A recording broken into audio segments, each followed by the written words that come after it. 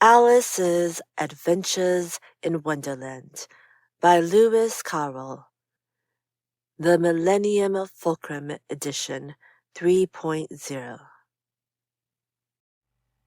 Chapter 7. A Mad Tea Party.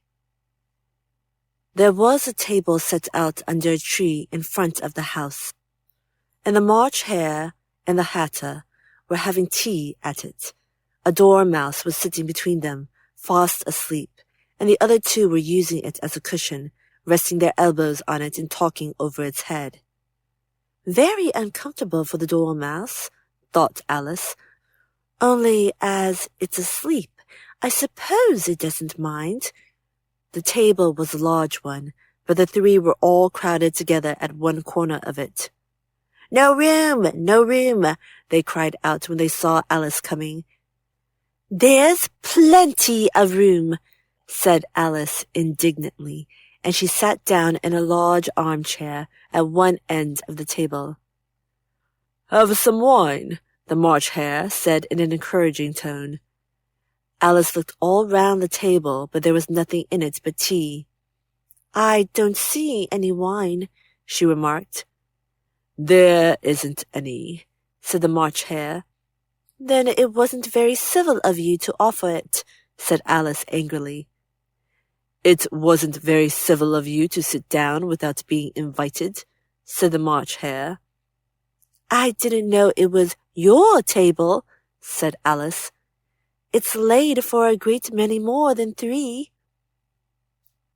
"Your hair wants cutting," said the Hatter. He had been looking at Alice for some time with great curiosity, and this was his first speech. "You should learn not to make personal remarks," Alice said with some severity. "It's very rude." The Hatter opened his eyes very wide on hearing this, but all he said was, "Why, is a raven like a writing desk?" "Come, we shall have some fun now," thought Alice. "I'm glad they've been asking riddles. I believe I can guess that," she added aloud. "Do you mean that you think you can't find out the answer to it?" said the March Hare. "Exactly so," said Alice.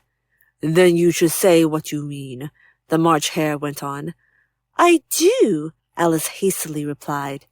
At least I mean what I say. That's the same thing, you know." "Not the same thing a bit," said the Hatter. "You might just as well say that I see what I eat is the same thing as I eat what I see."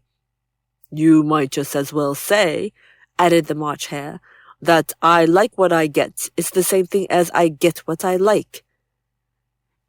"You might as well say," added the Dormouse, who seemed to be talking in his sleep, "that I breathe when I sleep is the same thing as I sleep when I breathe." "It is the same thing with you," said the Hatter, and here the conversation dropped and the party sat silent for a minute, while Alice thought over all she could remember about ravens and writing desks, which wasn't much. The Hatter was the first to break the silence. "What day of the month is it?" he said, turning to Alice. He had taken his watch out of his pocket and was looking at it uneasily, shaking it every now and then and holding it to his ear. Alice considered a little, and then she said, "The 4th."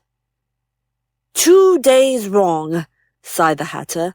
"I told you butter wouldn't suit the works," he added, looking angrily at the March Hare.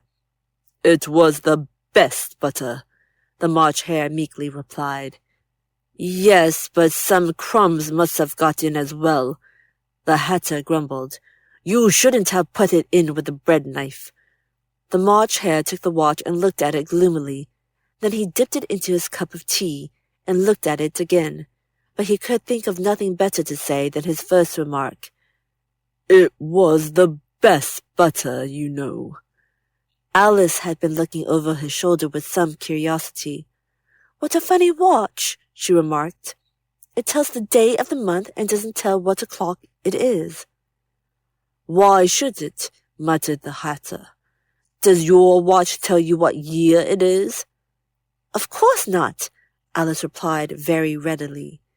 But that's because it stays the same year for such a long time altogether. Which is just the case with mine, said the Hatter. Alice felt dreadfully puzzled. The Hatter's remark seemed to have no sort of meaning in it, and yet it was certainly English.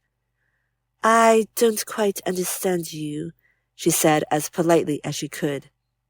The Dormouse is asleep again, said the Hatter as he poured a little hot tea upon its nose. The Dormouse shook its head impatiently and said without opening its eyes, Of course, just what I was going to remark myself. Have you guessed the riddle yet? The Hatter said, turning to Alice again. No, I give it up, Alice replied. What's the answer? I haven't the slightest idea, said the Hatter. Nor I, said the March Hare. Alice sighed wearily. I think you might do something better with the time, she said, than waste it in asking riddles that have no answers. If you knew time as well as I do, said the Hatter, you wouldn't talk about wasting it. It's him. I don't know what you mean, said Alice. Of course you don't, the Hatter said, tossing his head contemptuously. I dare say you never even spoke to time. Perhaps not, Alice cautiously replied, but I know I have to beat time when I learn music. Ah, that accounts for it, said the Hatter. He won't stand beating. Now, if you only kept on good terms with him, he'd do almost anything you liked with the clock. For instance, suppose it were 9 o'clock in the morning, just time to begin lessons. You'd only have to whisper a hint at time, and round goes the clock in a twinkling. 1:30, time for dinner! I only wish it was, the March said to itself in a whisper. That would be grand, certainly, said Alice thoughtfully. But then, I shouldn't be hungry for it, you know. Not at first, perhaps, said the Hatter, but you could keep it to 1:30 as long as you liked. Is that the way you manage? Alice asked. The Hatter shook his head mournfully. Not I, he replied. We quarrelled last March, just before he went mad, you know, pointing with his teaspoon at the March Hare. It was at the great concert given by the Queen of Hearts, and I had to sing, Twinkle, twinkle, little bot, how I wonder where you're at. You know the song, perhaps. I've heard something like it, said Alice. It goes on, you know, the Hatter continued, in this way. Up above the world you fly, like a tea tray in the sky. Twinkle, twinkle.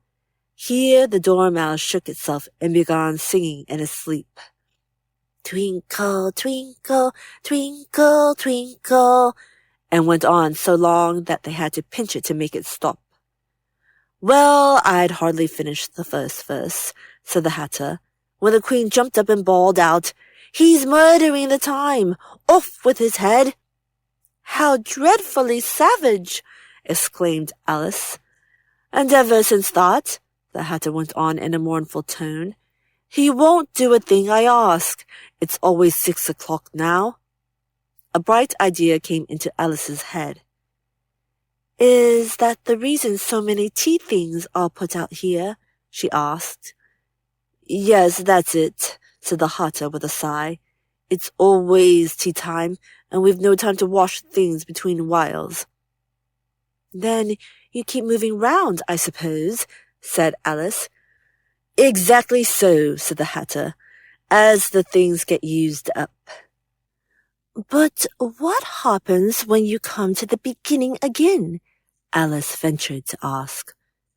Suppose we change the subject, the March Hare interrupted, yawning. I'm getting tired of this. I vote the young lady tells us a story. I'm afraid I don't know one, said Alice, rather alarmed at the proposal.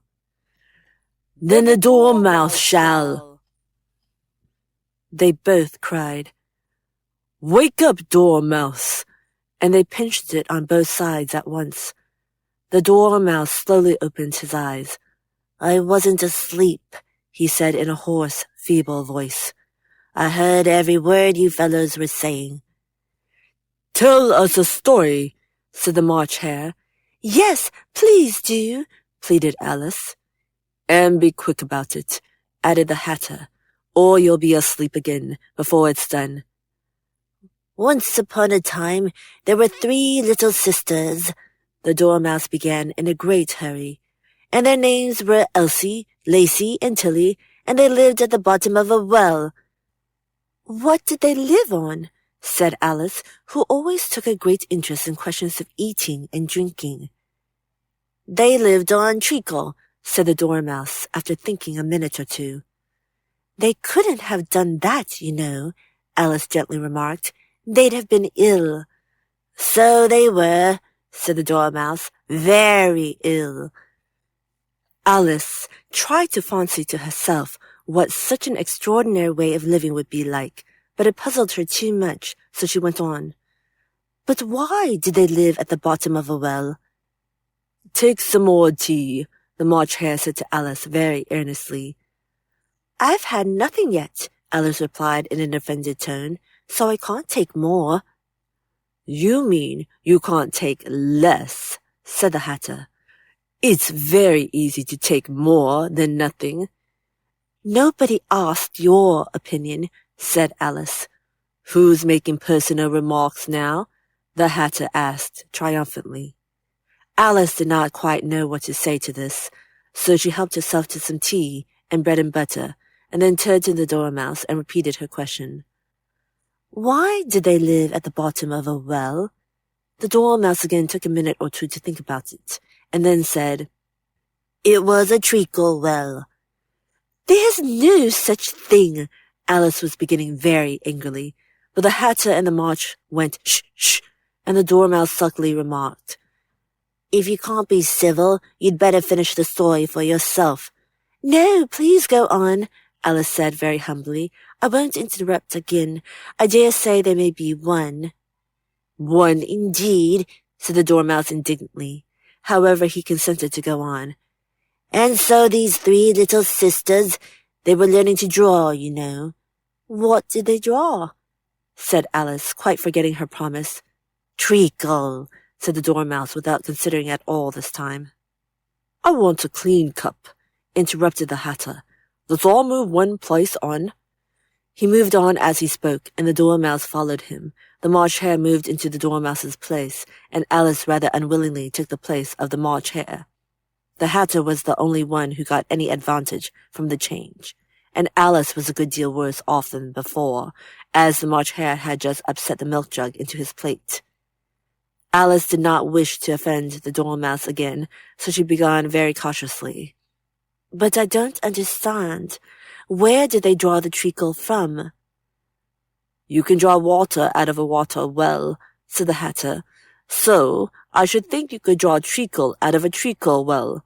Eh, stupid?"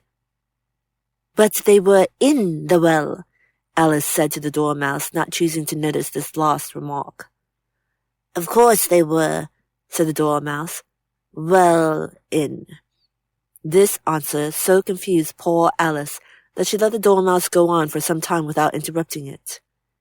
"They were learning to draw," the Dormouse went on, yawning and rubbing its eyes, for it was getting very sleepy. "And they drew all manner of things, everything that begins with an M."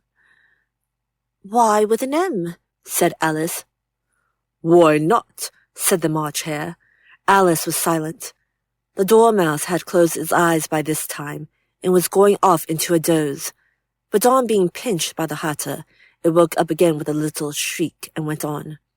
"That begins with an M, such as mousetraps, and the moon, and memory, and muchness. You know, you say things are much of a muchness. Did you ever see such a thing as a drawing of a muchness?" "Really, now you ask me," said Alice, very much confused. "I don't think—" "Then you shouldn't talk," said the Hatter. This piece of rudeness was more than Alice could bear. She got up in great disgust and walked off. The Dormouse fell asleep instantly, and neither of the others took the least notice of her going, though she looked back once or twice, half hoping that they would call after her. The last time she saw them, they were trying to put the dormouse into the teapot. "At any rate, I'll never go there again," said Alice as she picked her way through the wood. "It's the stupidest tea party I ever was at in all my life." Just as she said this, she noticed that one of the trees had a door leading right into it. "That's very curious," she thought. "But everything's curious today. I think I may as well go in at once." And in she went. Once more, she found herself in the long hall and close to the little glass table. "Now I'll manage better this time," she said to herself, and began by taking the little golden key and unlocking the door that led into the garden. Then she went to work nibbling at the mushroom. She had kept a piece of it in her pocket, till she was about a foot high. Then she walked down the little passage, and then she found herself at last in the beautiful garden, among the bright flower beds and the cool fountains.